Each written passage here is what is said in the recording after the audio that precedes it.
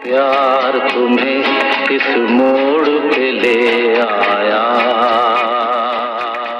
गंदे बदबूदार महीनों से नहाया नहीं, करीब आते हुए डर लगता है घोड़े के अस्तबल में से घुसकर आ गया। झुका के सिर को पूछो madam, how do you do.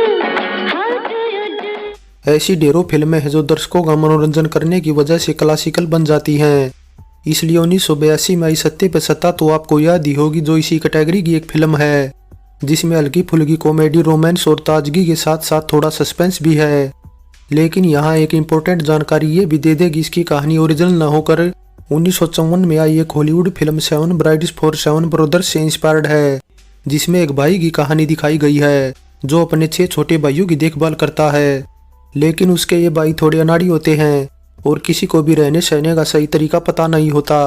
जिंदगी मिलके बिताएंगे, हाले दिल गाके सुनाएंगे। अब सत्ते पे सत्ता फिल्म में अमिताभ के भाइयों का रोल सचिन पिलगांवकर, सुधीर, शक्ति कपूर, कंवरजीत, पिंटल कंवलजीत और विक्रम साहू ने निभाया था। वहीं इसमें हेमा मालिनी, रंजीता कौर व अमजद खान के अलावा कई और छोटे बड़े कलाकार भी अलग अलग किरदारों में नजर आए थे। ऐसे में फिर 22 जनवरी 1982 को रिलीज ये फिल्म खूब चली थी और बॉक्स ऑफिस पर हिट रहते हुए साल की 7वीं सबसे ज्यादा कमाई करने वाली फिल्म रही थी। संगीतकार आर डी बर्मन ऐसे थे जो हर साल अपने घर पर बड़े पैमाने पर सरस्वती पूजा का आयोजन करते थे, इसलिए इस आयोजन में कई बड़े सितारे भी शामिल होते थे। सो ऐसे में राज सिप्पी ने फिर इस फिल्म की घोषणा इसी आयोजन में की थी और मीडिया रिपोर्ट्स की माने तो इस फिल्म को वे पहले रेखा और अमिताभ की जोड़ी के साथ बनाना चाहते थे, लेकिन फिर अमिताभ ने सामने आकर रेखा के साथ काम करने से इनकार कर दिया, क्योंकि अमिताभ की पर्सनल लाइफ में तब काफी उथल पुथल मची हुई थी और रेखा के साथ लव अफेयर की खबरों से तो उनकी शादी लगभग टूटने की कगार पर पहुंच गई थी।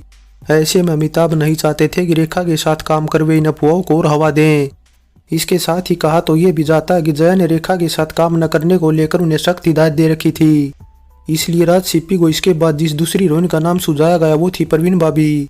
लेकिन फिर उनकी ये मनसा भी दरी की दरी रह गई, क्योंकि परवीन को तब फिल्मी दुनिया रास नहीं आ रही थी और यहाँ तक कि वे काफी नाजुक दौर से भी गुजर रही थी। इसलिए बात इतनी बढ़ गई कि उन्हें भी रिप्लेस करना पड़ा।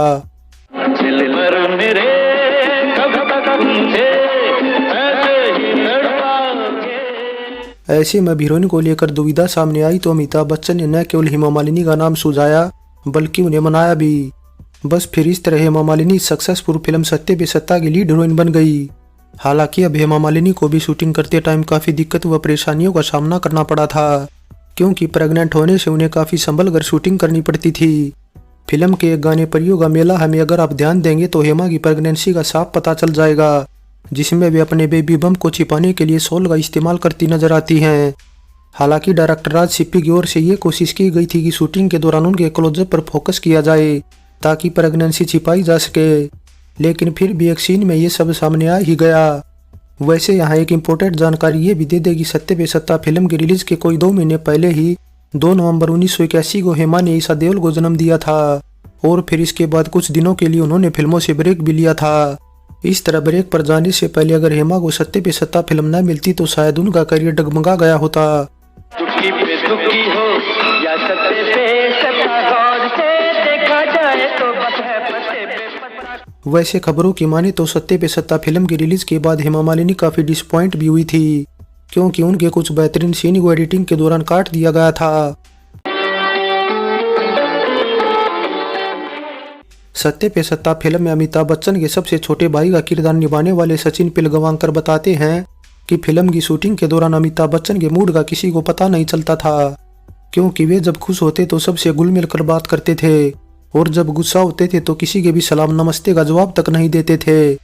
ऐसे में सचिन ने एक दिन सेट पर ही अमिताभ को बोल दिया कि उन्हें अपने गले में बोर्ड लगा लेना चाहिए ताकि सभी को ये पता चल सके कि किस दिन उनका मूड ठीक और किस दिन खराब है। हालांकि ये सुनकर अमिताभ तब हंसने लगे और उस दिन के बाद से वे अपना ज्यादातर टाइम फिल्म की बाकी कास्ट के साथ ही बिताने लगे थे।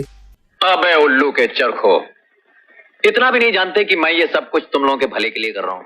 इसी तरह का एक और किस्सा शेयर करते हुए सचिन बताते हैं, जब सत्ते पे सत्ता फिल्म की शूटिंग कश्मीर में हो रही थी तो अमिताभ बच्चन पत्नी जया और बच्चों के साथ एक अलग होटल में ठहरे थे, जबकि बाकी की पूरी टीम एक दूसरे होटल में रुकी थी। इस तरह शाम को शूटिंग खत्म होने के बाद अमिताभ अपने होटल जाने की बजाय बाकी कलाकारों के होटल चले जाते थे और फिर रात के कोई 2-2:30 बजे तक सभी मिलकर खूब मौज मस्ती करते थे। अब उस टाइम कोई सेल फोन तो था नहीं कि जया बच्चन अमिताभ से पूछ लेती कि वे कब लौटेंगे। सो इस तरह फिर वो शख्स सचिन पेलगवांकर ही थे जो लड़के की आवाज में जया के पास फोन करते थे। हालांकि फिर जया भी कहाँ कम थी, वे माजरा समझ गई और सचिन को मजेदार जवाब दिया करती थी। वैसे फिर भी अमिताभ में खूबी थी कि रात के 2-2:30 बजे तक पार्टी करने के बाद सुबह वे 7 बजे सेट पर सबसे पहले पहुंच जाते थे और फिर आने वालों की बारी बारी से खबर लेते थे।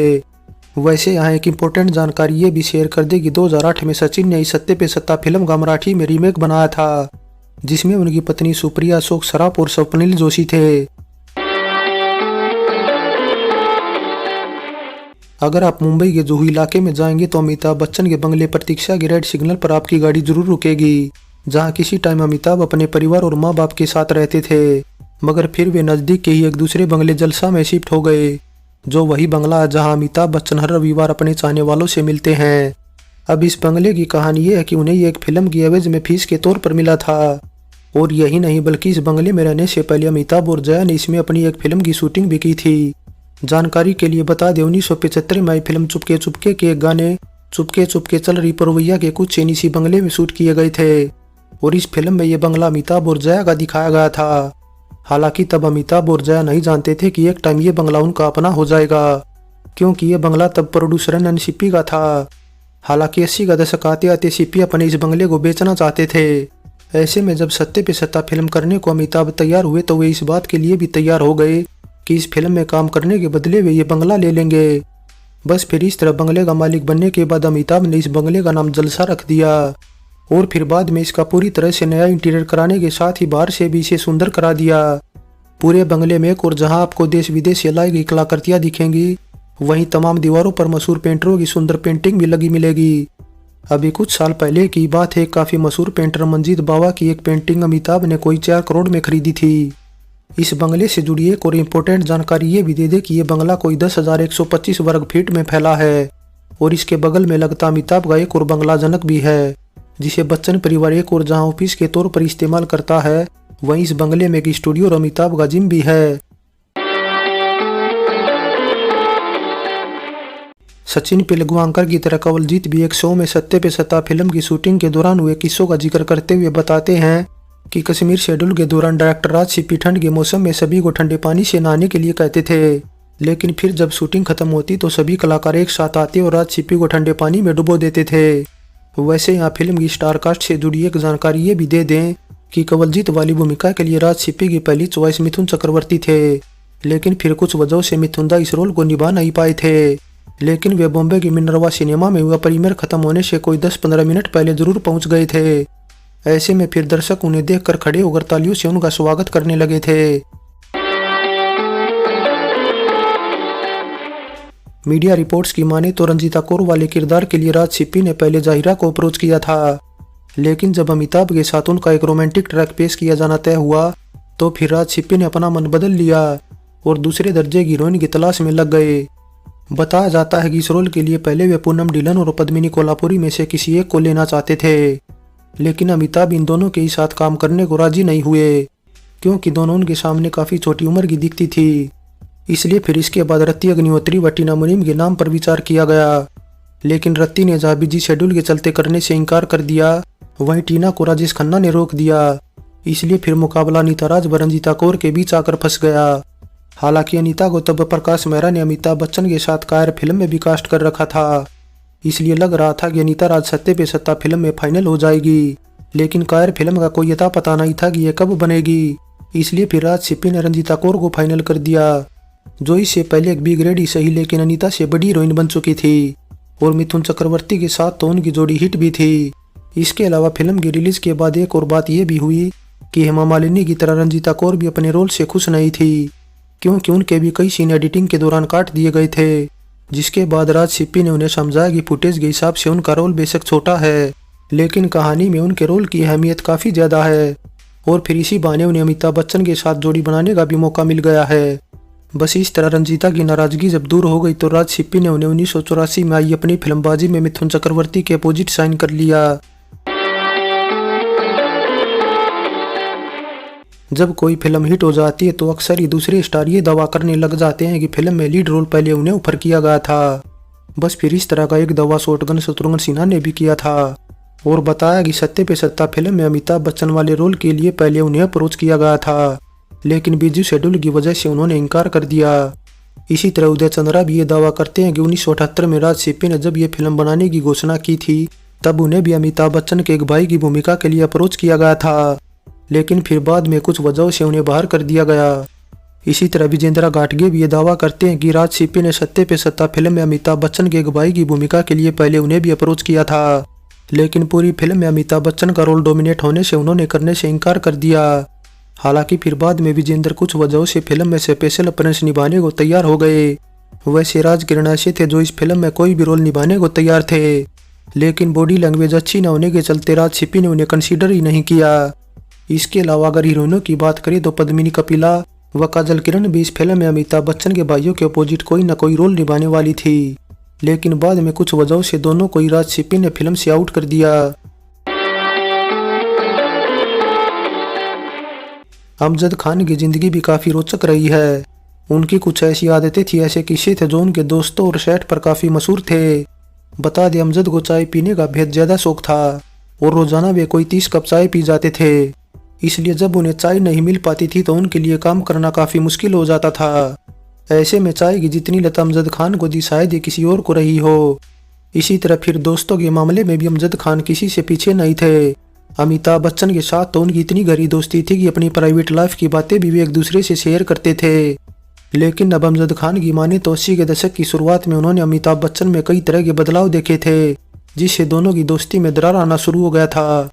क्योंकि दरअसल अमिताभ ने खुद को ऐसे लोगों से घेर लिया था जो अपने निजी स्वार्थ के लिए उनका इस्तेमाल करना चाहते थे, इसलिए अमजद ने उन्हें समझाया भी, लेकिन फिर इसके बाद अमिताभ ने उनसे अपनी बातें छिपाना शुरू कर दिया। बस फिर इन्हीं कुछ वजहों के चलते अमिताभ और अमजद खान ने सत्ते पे सत्ता के बाद कोई फिल्म साइन नहीं की। वैसे इसके बाद दोनों के साथ में कई फिल्में रिलीज हुई थी, फिर चाहे वो 1982 में देश प्रेमी हो, 83 में आई नास्तिक हो या फिर महान ही क्यों ना हो, सभी काफी टाइम पहले साइन की हुई फिल्में थी। इसके अलावा अमिताभ और अमजद खान की दोस्ती खत्म होने की एक वजह यह भी थी कि अमिताभ ने लीड हीरो के तौर पर अमजद खान के डायरेक्शन की एक फिल्म करने से इनकार कर दिया था। हालांकि फिर भी 1985 में आई अमीर आदमी गरीब आदमी में जरूर अमिताभ ने कैमियो रोल निभाया, लेकिन इसके बाद जब अमजद खान का वजन काफी बढ़ गया और उन्हें फिल्में भी बंद हो गया तो फिर अमिताभ को भी अमजद खान की कोई जरूरत महसूस नहीं हुई। इसके अलावा यहाँ एक इम्पोर्टेंट जानकारी ये भी शेयर कर दे कि सत्ते पे सत्ता फिल्म बनाने से पहले डायरेक्टर राज सिप्पी भी अमजद खान के अच्छे दोस्त हुआ करते थे, और इसी दोस्ती की वजह से अमजद खान ने 1977 में आई राज सिप्पी के बतौर डायरेक्टर डेब्यू फिल्म इंकार और फिर 1981 में आई जोश में भी काम किया था। लेकिन फिर सत्ते पे सत्ता की मेकिंग के दौरान दोनों की दोस्ती को ऐसी नजर लगी कि इसके बाद दोनों ने साथ में कोई फिल्म नहीं की और दोस्ती खत्म कर दी। सत्ते पे सत्ता शक्ति कपूर और सुधीर के लिए ऐसी फिल्म थी जिसमें दोनों ने ही पॉजिटिव किरदार निभाया था, इसलिए लंबी चौड़ी स्टार कास्ट होने से शक्ति कपूर को लगा कि हर कोई अपने तरीके से भूमिका निभा रहा है और अपनी लाइनें बोल रहा है, लेकिन वे ऐसे हैं जो अलग नहीं दिख रहे। इसलिए वे डायरेक्टर राज सिप्पी के पास गए और रिक्वेस्ट की कि वे थोड़ा अलग दिखने के लिए अकलाने वाला किरदार निभाए तो कैसा रहेगा। राज सिप्पी को शक्ति कपूर का यह आइडिया काफी पसंद आया और उन्होंने हामी भर दी। अभी लंबू आ रहा है, खुद भी मार खाएगा, हमें मार खिलवाएगा, मुझे भूख लगी है। हालांकि अब इसके बाद हुआ कुछ यूं कि ये सब देखकर सुधीर को भी अलग करने का आइडिया आ गया और उन्होंने अपने डायलॉग चिल्लाकर बोलने का फैसला कर लिया, जिस पर फिर डायरेक्टर राज सिप्पी ने इनके भी आइडिया को पास कर दिया। एक लड़की को लाकर हमारे सर पे बैठाना चाहते हो? सत्ते पे सत्ता फिल्म में संगीत दिया हार्डी बर्मन ने, वहीं गाने लिखने का काम किया गुलशन बावरा और आनंद बख्शी ने, जिनके लिखे 7 गाने रखे गए हैं ऑडियो एल्बम में।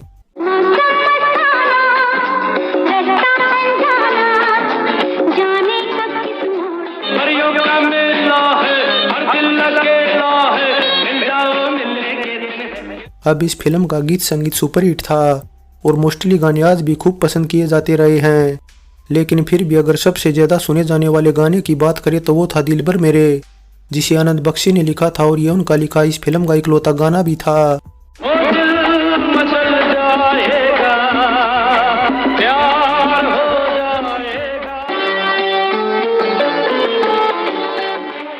अब सत्ते पे सत्ता फिल्म में अमिताभ बच्चन का डबल रोल था, जिसमें उनके एक किरदार का नाम रवि और दूसरे का बाबू था।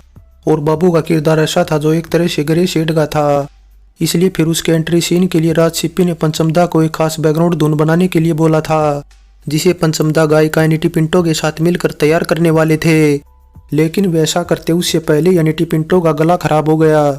इसलिए जब वे गरारे करने लगी तो फिर वहीं से पंचमदा को आइडिया मिल गया कि बाबू की एंट्री सीन में कौन सी धुन का इस्तेमाल करना है।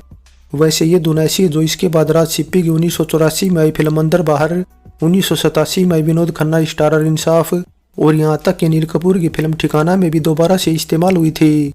इसके अलावा और भी कई धुनें हैं जो पुरानी फिल्मों से ली गई थी और फिर आगे चलकर कई फिल्मों में दोबारा से इस्तेमाल हुई थी। बाबू कौन है? एक शैतान इंसान के रूप में। 1982 का साल ऐसा था जिसमें सभी अमिताभ बच्चन की आंधी में उड़ गए थे, क्योंकि सालायून की 6 में से 5 फिल्में टॉप 10 में थी, जिसमें नमक हलाल तीसरे पर, खुददार चौथे पर, सत्ते पे सत्ता 7वें पर, शक्ति 8वें पर और देश प्रेमी 10वें पर थी। वहीं एक फ्लॉप फिल्म बेमिसाल रही थी। इसके अलावा इन फिल्मों में सत्ते पे सत्ता, देश प्रेमी और बेमिसाल ऐसी थी जिनमें अमिताभ बच्चन ने डबल रोल निभाया था। इसलिए फिर मीडिया रिपोर्ट्स की माने तो सत्ते पे सत्ता की कामयाबी के बाद डायरेक्टर राज सिप्पी अमिताभ के साथ एक और फिल्म ताला चाबी भी बनाने वाले थे। लेकिन कुछ वजहों से ये फिल्म सदा के लिए ठंडे बस्ते में चली गई और फिर सत्ते पे सत्ता राज सिप्पी के डायरेक्शन में बनी अमिताभ की इकलौती फिल्म रह गई। मालिक ने जरा सी शक्ल क्या दे दी, तुम्हारा दिमाग तो उछल के चौथे आसमान पे पहुंच गया। प्यार हमें किस मोड़ पे ले आया।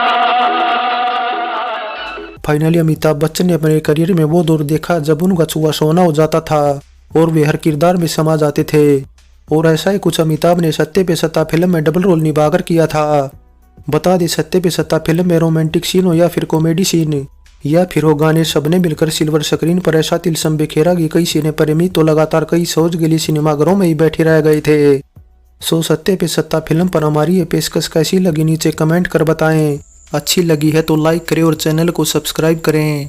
सो चलते हैं, फिर मिलेंगे एक और नई वीडियो के साथ।